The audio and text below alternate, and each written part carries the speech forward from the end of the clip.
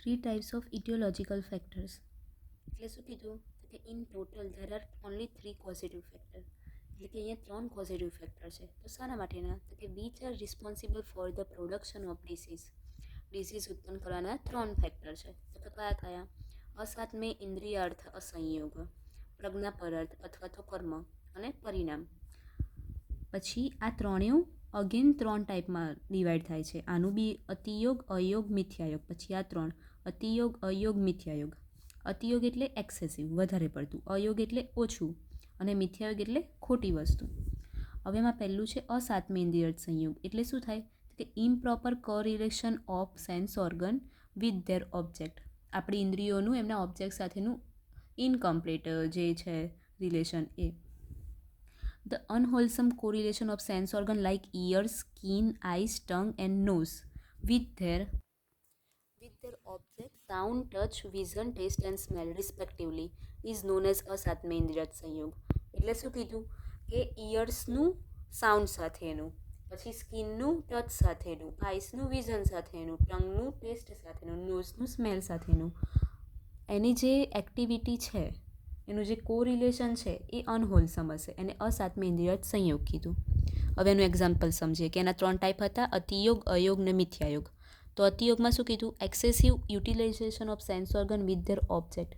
વધારે પડતું ઉપયોગ કરવો આપણી ઇન્દ્રિયોનો, એને અતિયોગ કહેવાય. જેમ કે વધારે પડતું જોઈ રહેવું ફોનમાં, પછી પરસેપ્શન ઓફ ટેસ્ટ એક્સેસિવલી, વધારે પડતો ટેસ્ટ લેવો, પછી કોઈ ખરાબ સ્મેલ વધારે પડતી લેવી, તો એ અતિયોગ થઈ ગયું. પછી અયોગ એટલે ઓછું, જરૂર કરતાં બી ઓછું કરીએ તો એ કહેવાય અતિયોગ. એમાં શું એક્ઝામ્પલ કીધું કે seen the object for a short time or not using eye at વેર.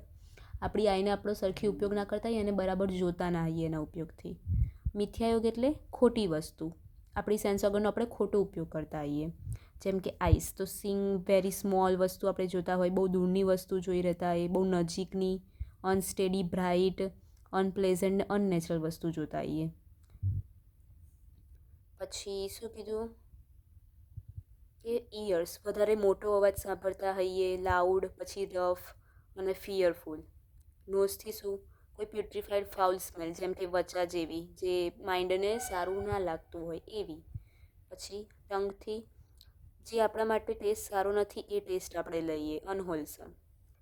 પછી skin, use of cold and hot substance irregularly for bathing and other purpose, impure and poisonous air etcetera. જે આપણને કીધું છે કે આપણે એ વસ્તુ ના કરવી જોઈએ એ વસ્તુ કરીએ, એ મિથ્યાયોગમાં આવે. પછી બીજું શું કીધું કે પરિણામ. પરિણામ એટલે કાલ બી કહી શકીએ, ઇફેક્ટ ઓફ ટાઈમ. પ્રોપર ટાઈમે એ વસ્તુ ના કરીએ આપણે, અતિયોગ. Severe hotness in summer. પછી જેમ કે ઉનાળામાં બહુ બધી ગરમી થવી, પછી વરસાદમાં બહુ બધો વરસાદ પડવા કરતાં વધારે પડે એમ. અયોગમાં શું હશે? ઓછું, less temperature then normal in summer. સમરમાં જેટલો તાપ હોવો જોઈએ એટલો ના હોય, એનાથી ઓછો હોય. પછી વરસાદ જેટલો પડવો જોઈએ એટલો ના પડે, જેટલી ઠંડી પડી જોઈએ એટલી ના પડે. મિથ્યાયોગમાં શું કે ઉનાળામાં વરસાદ પડે, પછી જે વિન્ટર છે ઠંડી, એમાં બી ગરમી થાય, તો એ ઊંધું થઈ ગયું. એટલે આ થયો એનો મિથ્યાયોગ. ત્રીજું છે પ્રજ્ઞાપરાધ, એટલે કે ઇન્ટેલેક્ચ્યુઅલ બ્લેમિસ. એટલે કોઈ બી એવી એક્ટિવિટી જે અનહોલસમ છે, બરાબર નથી, એ કરી આપણે. એ હોય બોડીની હોય, સ્પીચની હોય કે માઇન્ડની હોય. એમાં અતિયોગમાં શું આપી કે too much indulgence in such activity, વધારે જ પડતી એ એક્ટિવિટી કરીએ તો એ અતિયોગ થઈ ગયો એક્ટિવિટીનો. પછી ઓછી કરીએ તો એ અયોગ. મિથ્યાયોગ એટલે એ એક્ટિવિટીની ખોટી આપણે યુટિલાઇઝ કરીએ, એ મિથ્યાયોગ. પછી એમાં બીજા 3 ટાઈપ બી છે, કાયિક, વાચિક અને માનસિક. કાયિક એટલે શરીરની, તો કે સપ્રેશન ઓફ નેચરલ અર્થને આપણે રોકી રાખીએ. પછી સરખી પોસ્ચરને મુવમેન્ટથી ના કરીએ, સરખો શ્વાસ ના લઈએ, કંટ્રોલ કરીએ એને.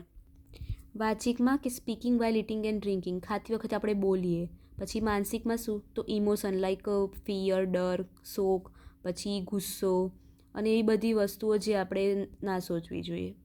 આ 3 વસ્તુ છે જેના લીધે ડિસીઝ થાય છે. આપણી સેન્સ ઓર્ગનવાળું અસાત્મેન્દ્રિય સંયોગ, પછી કાલ અને પ્રજ્ઞાપરાર્થ. પ્રજ્ઞાપરાર્થ એટલે કર્મ કે એવી કોઈ એક્ટિવિટી.